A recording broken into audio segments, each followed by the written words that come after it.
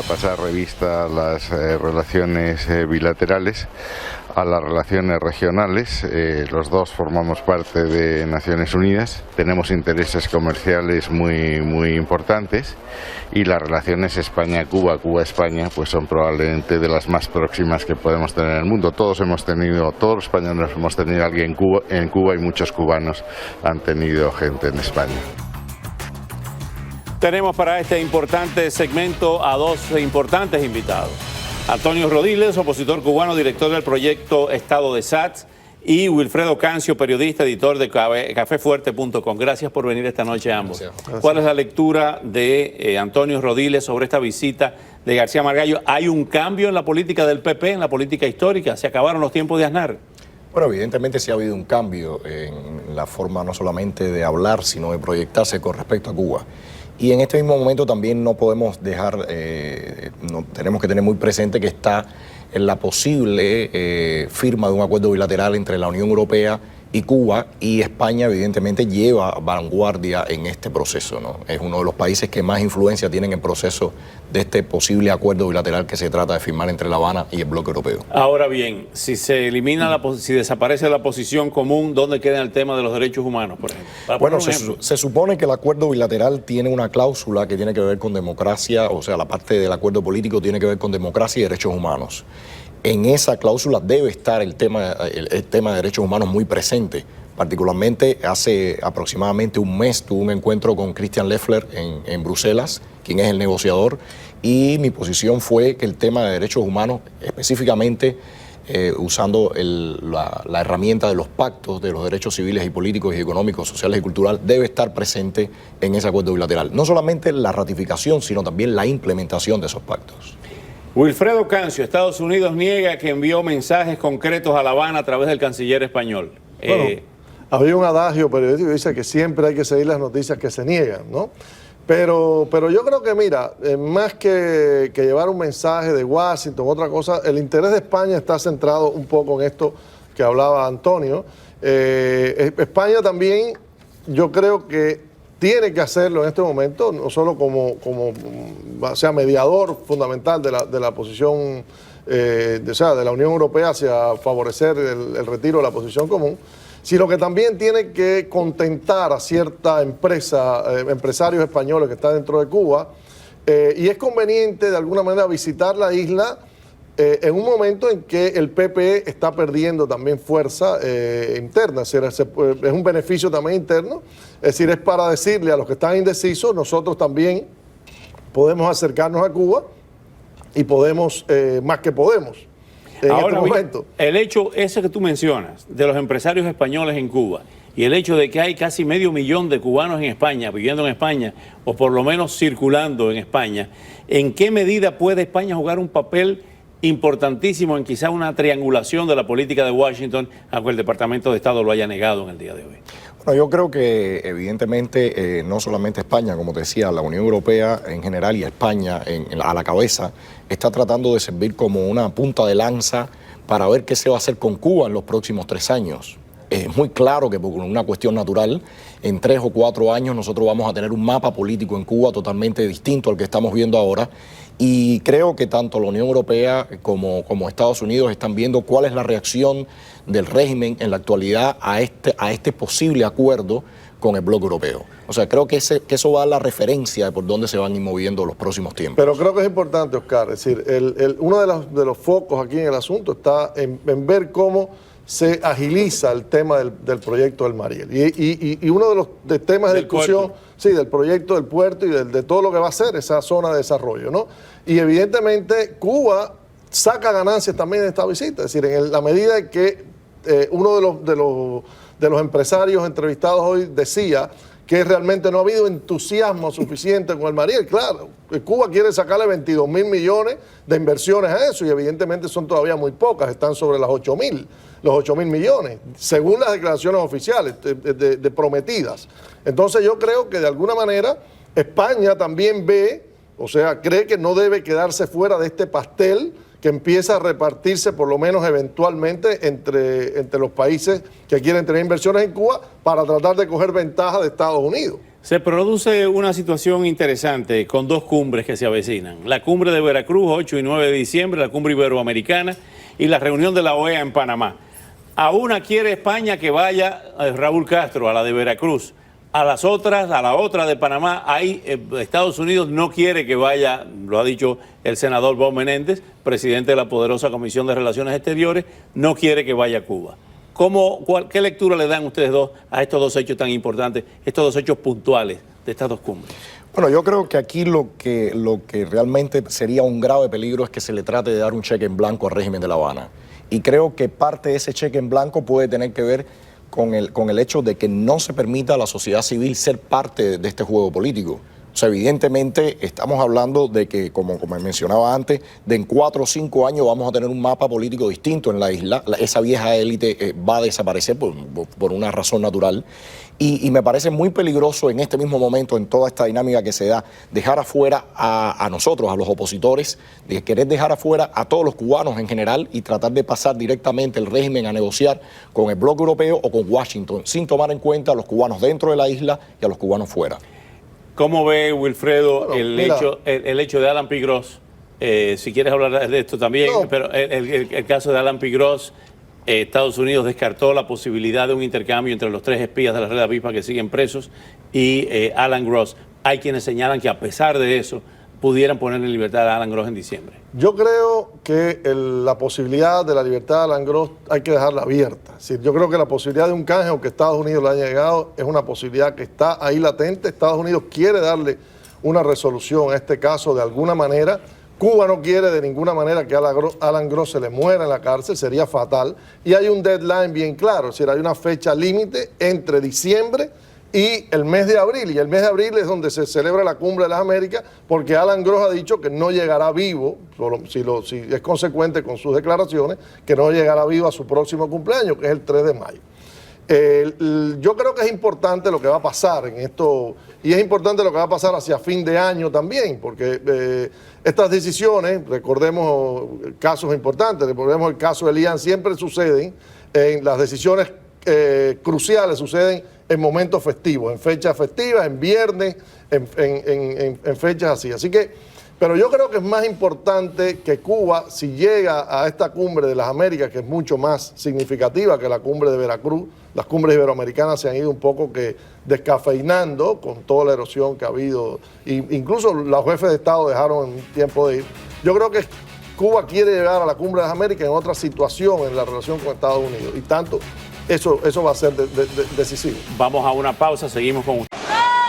¡Viva el derecho de libre pensamiento! ¡Viva! ¡Viva el derecho a la libertad de opinión! ¡Viva! ¡A la libertad de expresión! ¡Viva! ¡Derecho a la libertad de movimiento! ¡Viva! ¡A la discriminación geográfica le decimos que no! ¡Vivan los santiagueros! ¡Vivan los granmenses, la gente de Guantánamo! ¡Vivan los cubanos! ¡Viva! ¡Abajo el hambre! ¡Viva! ¡Escuela para mis hijos que hace 8 meses están sin escuela!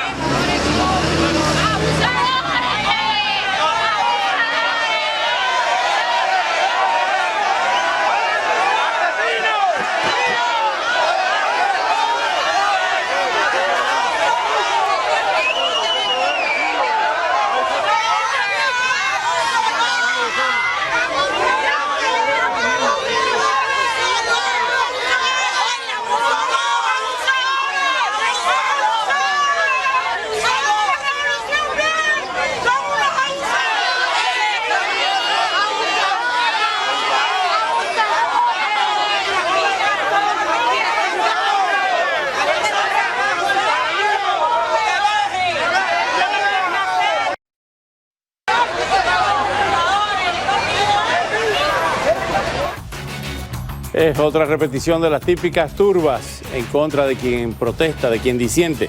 En este caso, estos son personas que estaban en Mayabeque, vivían en Mayabeque, fueron desalojados y son de origen oriental.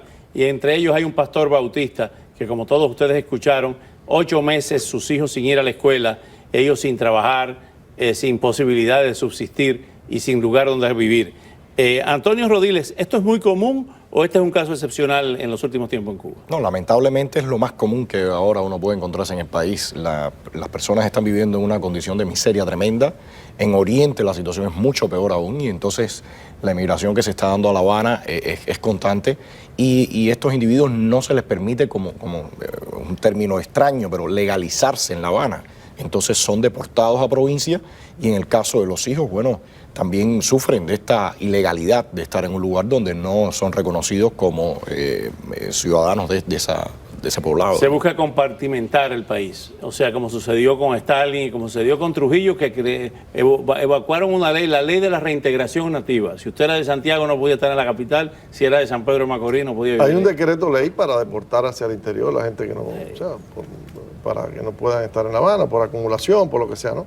Pero yo creo que también esto es una prueba de lo que ha hecho también la democratización de la tecnología dentro de Cuba, a pesar de todas las limitaciones. Es decir, en el pasado reciente, esto hubiera sido un acto del cual no nos enterábamos, o nos enterábamos mucho tiempo después porque alguien o nos mandaba un correo electrónico, o se comentaba por teléfono, pero esto ha cambiado totalmente la perspectiva de cómo se están cubriendo realmente la realidad cubana y cómo hay una comunicación. Por eso hablé aquí de que se ha creado una dinámica diferente en la cobertura de Cuba y en la percepción que tiene también la gente afuera de Cuba. Dice Ernesto Londoño, pasando al tema de los editoriales de New York Times, que van a seguir los editoriales y que definitivamente él está en Cuba, que la primera vez que fue hace muchos años cuando era estudiante y que regresa a Cuba.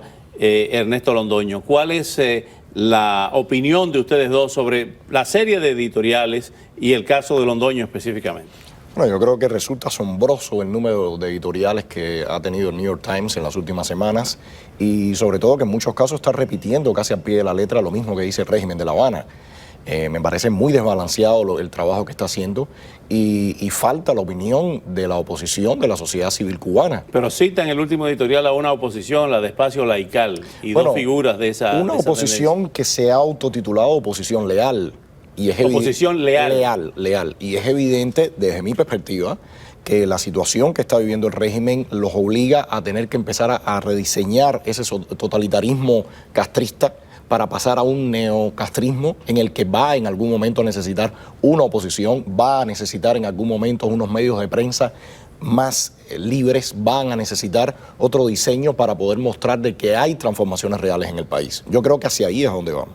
Bueno, lo que tú mencionas es un artículo que salió hace poco, que es prácticamente tiene el diseño de los editoriales, que es el artículo este del proyecto de Cuba Posible. Es decir, a mí no me molesta para nada, creo que es parte de la diversidad que tenemos que aprender en un futuro democrático en Cuba, que haya proyectos e ideas que se promuevan de diferentes maneras de pensar y que se respeten. Ahora, lo que me parece totalmente fuera de lugar, que el New York Times nos dicte la manera en que debe ser la oposición interna en Cuba, es decir, que debe ser cuántos grupos y cuántas tendencias en Cuba nunca han llegado al New York Times, han trabajado años y años. Este proyecto nació hace un mes o unos meses, que después que se disolvió Espacio Laical, no sabemos si es que los expulsaron o se expulsaron o renunciaron, como ellos han dicho reiteradamente, y resulta que de pronto emergen con un enorme artículo en New York Times promoviendo la plataforma de Cuba Posible como realmente la alternativa válida. A mí me parece esto totalmente sospechoso, como me parece sospechoso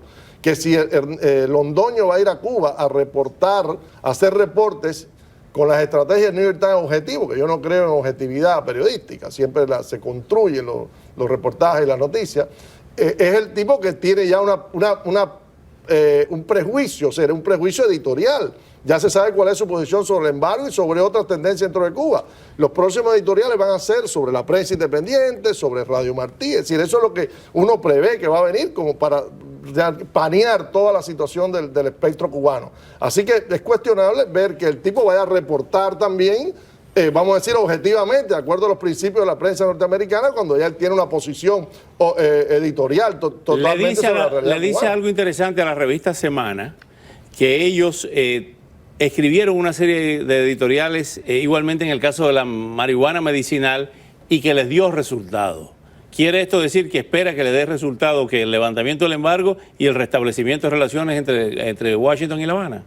Bueno, yo creo que la principal apuesta del régimen va en esa dirección. Si no se relajan las sanciones económicas, ni el puerto de Mariel ni ningún otro proyecto realmente va a llegar a cauce feliz. Y eso el régimen lo sabe perfectamente bien y anda buscando aliados por todas partes para que se le relajen esas restricciones sin ningún tipo de condicionamiento. Mientras tanto, el Departamento de Estado, Wilfredo, niega cualquier tipo de posibilidad de restablecimiento ni de levantamiento del embargo. Bueno, yo creo que el Departamento de Estado, fue la última, fue la declaración de Blinken, Anthony Blinken, para la audiencia de confirmación para el cargo de subsecretario de Estado.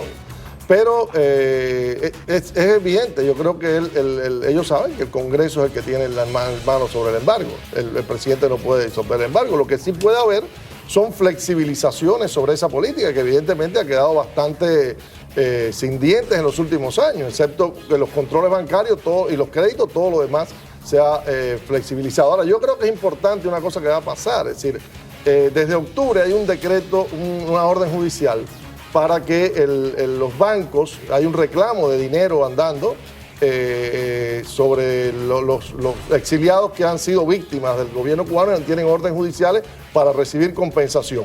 Desde octubre se está rastreando, ya hay una orden judicial para rastrear estos dineros y eso puede ser un motivo de fricción importante. Hay que seguir eso porque en los próximos 6 meses de los fondos que ha obtenido Cuba, el Departamento de Estado puede ordenar que esos bancos transfieran hasta entre 20 y 60 millones. Y eso puede ser otro punto de fricción. Follow the money, sigan el dinero. Exactamente. Gracias por venir. Y hablando precisamente, feliz Día del Pavo el para próximo usted jueves. también, que se lo merece. Y hablando